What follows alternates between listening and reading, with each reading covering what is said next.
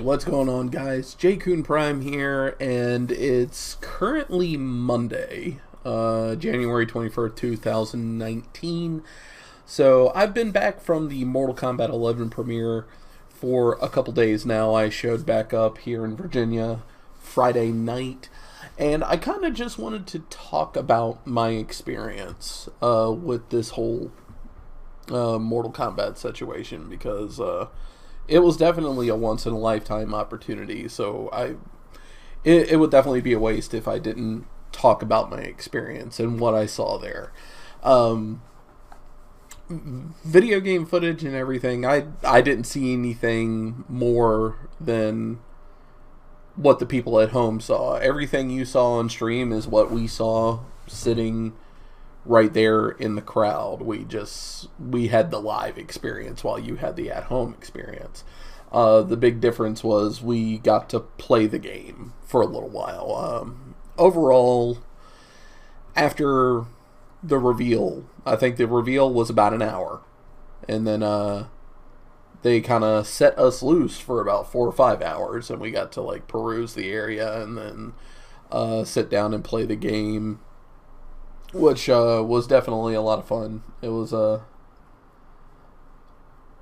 an eye-opening experience, that's for damn sure, because this game is not going to play like any of the other Mortal Kombats. And I said for the longest time, I want a Mortal Kombat game that's going to make everybody go back to square one. People playing the previous games in order to prepare for the next installment, because moves are going to carry over and shit's gonna have the same type of combos and things are gonna function the same. I wanted all that to go away, and that is exactly what we got this time around, and I could not be happier. I do apologize for my voice. I have not been up very long and I have an entire day of editing ahead of me, so I was like, okay, let's go ahead and record this vlog and get it out the way. So let's start at the beginning. So we showed up, and this was my first time in Los Angeles, and it is no secret that those that have driven with me, that have been in a car with me, that I am the world's worst passenger. In Virginia, I have been accustomed to driving myself wherever I need to go for the past 15-20 years.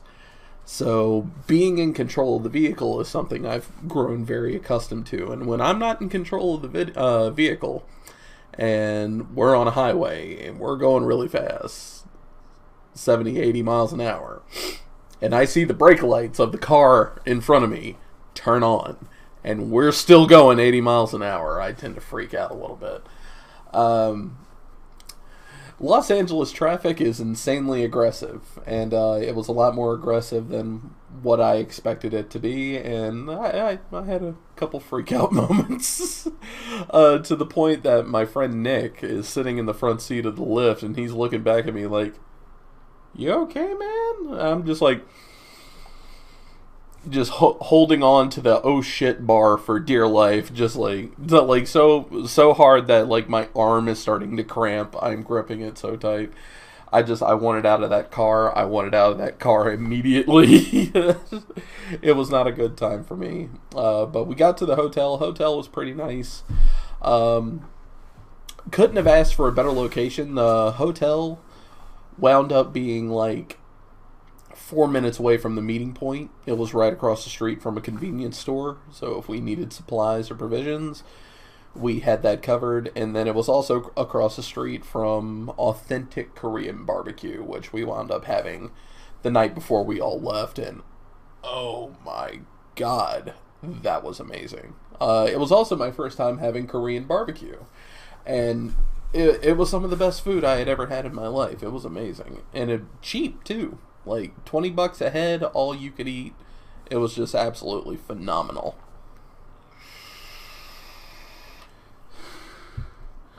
But we get to the day of the event. We all wake up early. Me, Brendan, Nick, and it is just raining its ass off. So we get down there, and we're at the meeting point, and we see the shuttles that are supposed to go to the event. And Trey Pound, my friend Trey Pound, meets up with me there as well. And we were pretty much convinced we were going to have to sit there and wait for an hour to get onto the shuttle. And then like 2 seconds later, the guy waves us over to come onto the shuttle. And I was like, oh, thank God we're not going to have to wait out in this rain.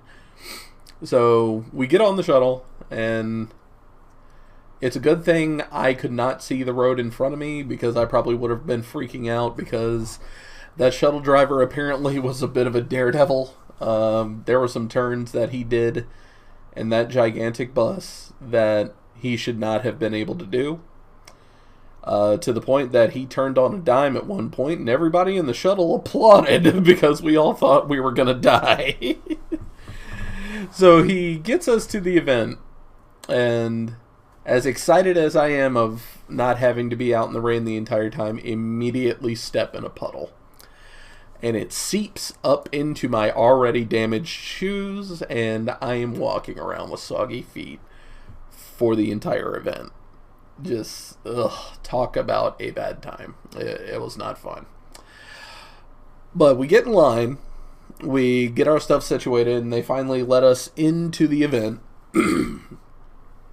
So at this point, I'm just a kid in a candy store, just looking around at everything. Nothing's open yet, but you can still see what's going to be coming. And like, they have a section where they're doing free tattoos for a select amount of people. They had the Mortal Kombat Collective Showcase, where there was a bunch of artwork and sculptures, which also looked really, really cool. They had a vendor's area where they were selling t-shirts and skateboard decks. And then, of course, they had the bar, which they gave us like a drink coin. Actually, pretty similar to this coin right here, except it was silver and one-sided. But we'll touch on this bad boy a little later on in the vlog. But I'm just taking everything in. I have a grin ear to ear the entire time, and I'm seeing everybody. I see Shujinky Dink. I see Theo. I was already there with Trey Pound. I see my friends DJT and MIT. 16-Bit is there. Dizzy is there. Paulo is there. And I turn the corner, and there's Xavier Woods and Kofi Kingston from the WWE dressed up, taking pictures. Alicia Marie Body is there, also dressed up, taking pictures. And I am just completely floored. Like, I'm podunk Virginia boy. Like, we don't see this type of stuff every day. Although I do try to see it as much as I possibly can. Gotta live in the moment. Fortune favors the bold, so get your face out there type of thing. And I keep walking around, and I see Ed Boon. And Ed Boon, super nice, super accommodating, willing to talk to you about everything, just like he was when I met him in the past during Injustice 1, and when I met him during Mortal Kombat X. Like, this is like my third time meeting the guy. He's super duper nice. And I asked him if Tyler Lansdowne is around. Tyler Lansdowne is the guy who sent me an invite on Twitter to attend the event in the first place. And he was like, actually, yeah, give me a second. And he pulls out his phone and starts texting him of like, hey, come out here and all this type of stuff. And wouldn't you know it, like a couple minutes later, Tyler appeared. And I walked up to Tyler. We started talking for a little bit. I gave him a hug. I thanked him so much for letting me come to this event and everything. And Tyler was super nice. And he was like, yeah, my pleasure, man. Go have fun. We're going to be kind of busy, so I won't be able to have a whole lot of time to talk, but I'm glad we got to see each other a little bit. And I was like, yeah, me too, man, so have a good one. And then I see Maximilian and JJ, and I've been friends with Max and JJ for, let's see here. We've been friends since Injustice 1, so that's about 6 years now. Not like super tight-knit friends, but we try to hang out when we can, when we're at events together, which is super duper awesome. Anyone who's ever, because I've heard it a few times, and I certainly don't need to defend the man. The man is more than capable of defending himself. But anyone who, has ever had the comment of like, "Oh, Maximilian's a douche. He's a Hollywood, blah blah blah." You don't know that man at all. You really don't. And if he ever came off that way, then trust me, that's just how you took it. Maximilian is hands down one of the nicest dudes on earth, and he shows it every single time I run into him. And so we get to our seats, and the premiere starts, and we get to see everything. I'm sitting there with Devil May Spy, another friend of mine. He's over on my right. DJT and MIT and Michelangelo are on my left. SMG Princess and Lumia and Ad Solo are in front of me. So is Mr. Aquaman. Like, the whole gang was there. It was just an absolute blast. But they finally cut us loose. And, hey, the black market is open. And that's where the fun really began. So we started looking around. I want to say I spent about 30 minutes in line just to get a couple t-shirts that wound up not fitting me. So I guess those are going to the missus until I drop some more pounds. And after that, I was like, okay, let me get my hands on this game. So I get in line, and Trey Pound's about 4 or 5 steps behind me. And he's just like shouting stuff to me because he immediately went to the game line. So he's already played the game. So he's shouting stuff to me like, don't do this, don't do that, learn how to do this. This works that way. And I'm like, okay, that is too much information at once. I will figure it out. So I go into one of, you could go in one of 2 ways. You could either go and play your buddy, or you could go in and play the game by yourself. And they'd give you about 20 minutes with it. So I did a solo queue, for lack of a better term, and went in and just kind of figured out everything. And when I said this game is different, I meant it, because I made the comment to a bunch of people. Tyrant, Gurr, Honeybee, Biohazard, Gerard the Completionist, Maximilian, Simmons, Steve, pretty much everyone I talked to where the game was the center point of the conversation. I said the exact same thing, and I said, I feel like I'm playing Street Fighter. Like, this does not feel like Mortal Kombat at all. And the general consensus was a lot of people felt the exact same way, and it wasn't a bad thing, but it was such a far cry from what Mortal Kombat X was. It was a little more similar to Mortal Kombat 9. People were saying it was similar to Mortal Kombat 2. There were a couple people that were saying it was very similar to Injustice, although I didn't see that. I really didn't see that at all. It didn't feel like Injustice to me. It felt like Mortal Kombat 9, Street Fighter 5-esque. Mortal Kombat 2 is also a good comparison. But it still looked great. It still felt good. It was a little dry. Like, the heavy emphasis on neutral and poking and footsies left a little to be desired, but overall it was nothing that I wouldn't get over. Because we were all going in fresh. We were all touching this game for the very first time. So, like, we didn't know everything. And I said it, and even Maximilian said it. That we're just kind of chalking it up to, we probably just were missing a step here. That is kind of putting all of this together. And I agreed with that. Like, we probably just, we need more time with it to figure things out. And with the limited time that we had with it, I think we did really good. So, I go and play a couple times. And I go out, and they fed us. They gave us free food. There was a line of food trucks outside the venue. So I went outside. I went and got something to eat. I was hanging out with Gurr and Tyrant and Devil May Spy while having lunch. And we were all talking about it, talking about the exact same thing. And I was like, well, what do you think about it? I don't know if I like it. And I was like, Tyrant, this is exactly what I asked for. He was like, what are you talking about? I was like, I want a game where everybody has to go back to square one, and a game that is not going to reward people being brain dead and reckless. I want a game that's going to reward smart play, and I got exactly what I wanted, so I couldn't be happier. And he was like, yeah, I'm kind of feeling the same way, man. oh, is there anything that you would change? I was like, well, the enhanced input thing is a little wonky. It's, to me, it just makes more sense, just hit the meter burn button and boom, off you go. But I can see why they changed it, and I was like, maybe movement speed gets sped up just a little bit, but outside of that, like, no, I wouldn't change all that much. I like how it is. So I come back inside and I start looking for my friends for about an hour, and can't find anybody. And I'm walking by VIP, and I'm just kind of peeking inside because a lot of people like immediately went into VIP. Max and Yo Video Games went into VIP. Boogie 2988, which I'll touch on Boogie here in a little bit. He was in VIP. Angry Joe, as soon as the premiere was over, he ran to VIP and did not come out. Cody Rhodes, professional wrestler, Cody Rhodes, he was in VIP. A lot of people went into VIP, and that's where they stayed. Same thing with like Caboose. Glad I finally got to meet Caboose. He's a super nice dude. Uncaged Games, Andre the Black Nerd, Gerard the Completionist. Everyone pretty much went to VIP, and that's where they stayed. So I'm out wandering around, kind of little boy lost mentality I got going on at the moment, and I run into JJ, Max's wife.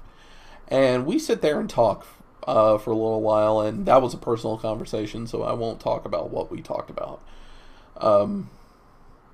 Friends have personal conversations every now and then, so you don't need to know what we were talking about. It was personal.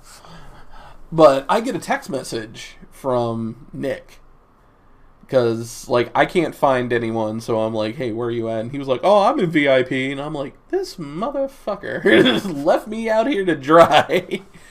And JJ sees the text, and she starts laughing, and she was like, fuck that, come with me. It just walked me right back into VIP, and I was like, you're a nice lady. You're a very nice lady. And I finally get back into VIP, and I see everyone, and I'm talking to everyone, and I'm having the time of my life. So I start walking around the gaming stations, because the gaming stations for the regular guys who didn't have access to VIP, it was like you had to stand there holding up the controller and all that different type of stuff. In VIP, everything was set up on tables, consoles, monitors, and then there were computer tower units next to them, and each one of them had one of these plugged into it. So VIP area, they gave us access to thumb drives so we could record footage to use on our own content, which I'll have some of it playing up in the corner here while I go through all this. So I find Maximilian, and him and Steve are playing, and I bend down. I was like, so what have you guys figured out so far? And then Max immediately turns around. I was like, I found a 50-50 with Sub-Zero, and I was like, oh, show me. So Steve gets up after a little bit, and I asked if I could play a couple games with Maximilian and possibly record it. And he was like, well, I'm rendering footage off the Elgato, so we won't be able to record anything until that's done. I was like, oh, okay, no problem. And I see Simmons. I was like, Simmons, would you mind recording a couple matches on my phone? He was like, yeah, no problem. Here, hand it here. And, I mean, typical fashion, because everybody has a different phone, he was like, hit this one, right? And I was like, yeah, just hit that button. And, which is kind of funny, because he started recording the second match, and before he started recording the second match, he accidentally activated Bixby, which is an absolutely horrible program that is on smartphones. And that just started like a 5-minute laughing session between me, Steve, and Simmons. It's like, God, Bixby's the worst. And Simmons in the middle like, what the fuck's a Bixby? And I'm like, I don't know either. I just know I hate it. So it was definitely a lot of fun. He recorded a couple matches on my phone. And I proceeded to sit there and shoot the shit with Max and play against Max for like an hour and a half. Like, we just kept going. And it was very back and forth. He'd kick my ass brutally a couple times, and I'd turn right around and kick his ass. It was exactly how you want a set to go, just constantly back and forth. And it was a ton of fun. Max has always been a fantastic fighting game player, so he adapts very quickly. I adapt very quickly. I will admit he adapts faster than I do, but I still adapted and kind of I definitely held my own. It was a lot of fun. And we got to sit and catch up and talk. And I got to ask him some stuff about like streaming and YouTube and how to deal with certain situations, explaining some of the situations I've encountered and how to possibly deal with it. Unfortunately, he didn't really have a whole lot of advice. Simply out of the fact he hasn't really, more specifically, I guess you could say, like the Twitch partner stuff. Like he said pretty openly, he was like, I haven't really had to deal with the partner stuff since 2013. I was like, well, yeah, I guess that makes sense. So he gave what advice he could, and I was definitely thankful for that. And then I want to say it was almost venue closing time, and I got up because Trey Pound wanted to play Max, and I was like, okay, cool. And Theo comes up and asks if I want to play, so I'm like, absolutely. So I go over and start playing with Theo, and I start recording some of that stuff. And that gets wrapped up, and I look at the time, and it's like, oh, they're going to start kicking us out here in like 5 minutes. So I started getting my ducks in a row and getting everything situated. And I see Steve, and Steve is burning a hole in me with his eyes. And I'm like, what's up, Steve? And he just points at the chair. He was like, you sit down now. And I'm like, what, huh? He was like, we're playing, sit. I was like, okay. And so me and him play for a little bit, and we're joking, laughing, and carrying on and everything. And they start ushering us to the exit and everything. And I start saying my goodbyes.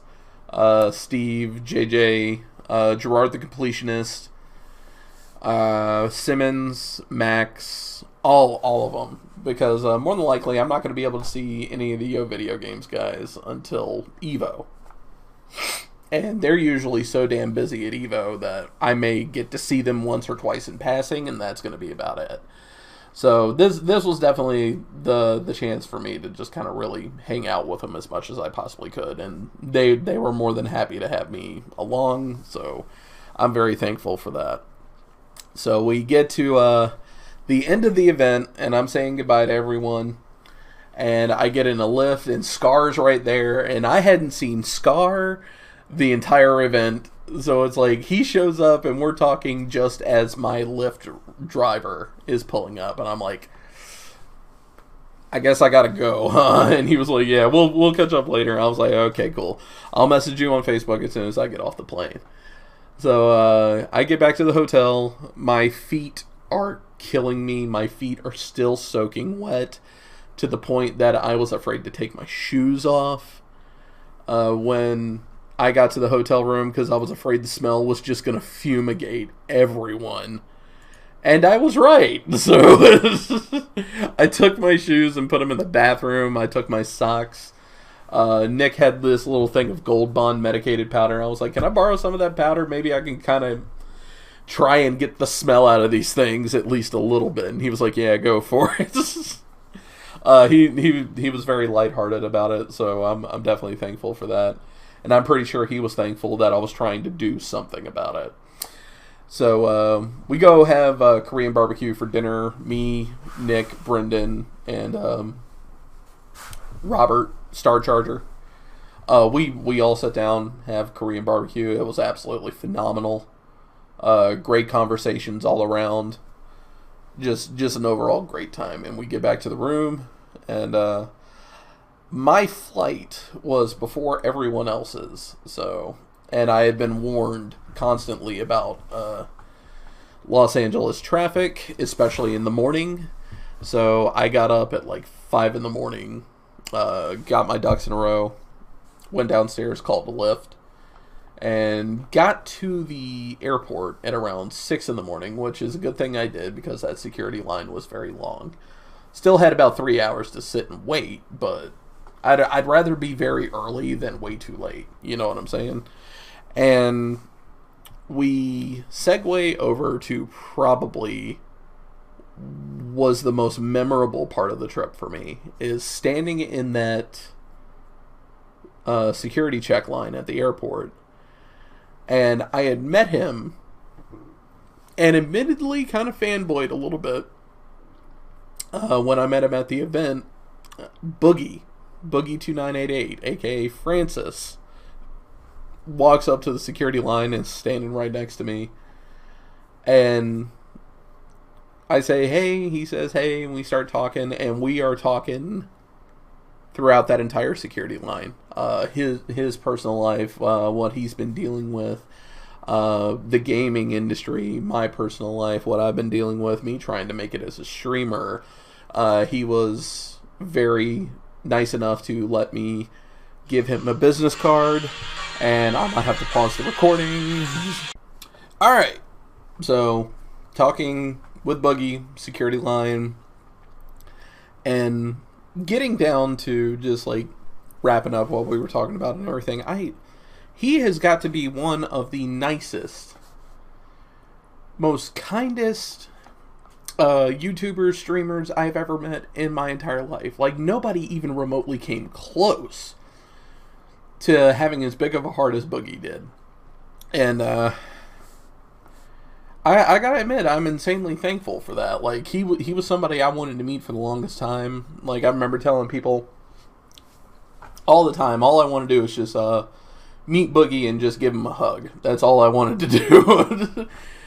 But he took it a step further and just made it just an absolutely unforgettable experience, to the point that we're actually now we're friends on Twitter, or following each other on Twitter, and he's already like, hey, I'm going to be at this event, come hang out with me at this event, and all this different type of stuff. And it really makes me want to come to these events that I would normally not think about coming to, just to go hang out with him. I definitely couldn't be more thankful, especially when he made the mention of, maybe I can throw a boogie bomb or two your way, which is his way of saying, like, hey, I'll host you if you're streaming. Just the coolest thing that could have ever happened to me, and I never thought in a million years I'd get to meet Boogie. And not only did I get to meet Boogie, I wound up becoming friends with him. So, but it was just a once in a lifetime experience, and I'm forever going to be thankful for being a part of it, because I wouldn't have been a part of it if it hadn't been for all of you guys. Because we did this donation drive, and we raised $550 when we only needed to raise $400, and we did it in less than 2 weeks when we had a month to do it. So this video is not only to kind of vlog my experience with the event, so I can come home and show you gameplay footage that you can easily go to YouTube and find yourself. This is my way of just telling you how absolutely grateful I am that I have a dedicated viewer base and fan base like you guys. A lot of you have been around for quite some time, to the point that you're not a viewer anymore, you're family. And that's not something, as a content creator and a streamer, that you get to encounter very often. And I'm definitely blessed that, I mean, I get to turn on that stream every single night, or upload these YouTube videos every single day, and that makes you guys happy. And I can't thank you enough. So before I start blubbering, I'm going to go ahead and wrap this up. So thank you everyone for watching. I appreciate the support as always. If you could leave a like rating on the video, it really shows your support and it helps out the channel. And if you like what you saw, please hit that subscribe button and tap the bell. That way you always know when I have new footage for you to watch. Thank you again for watching, and I'll see you in the next one.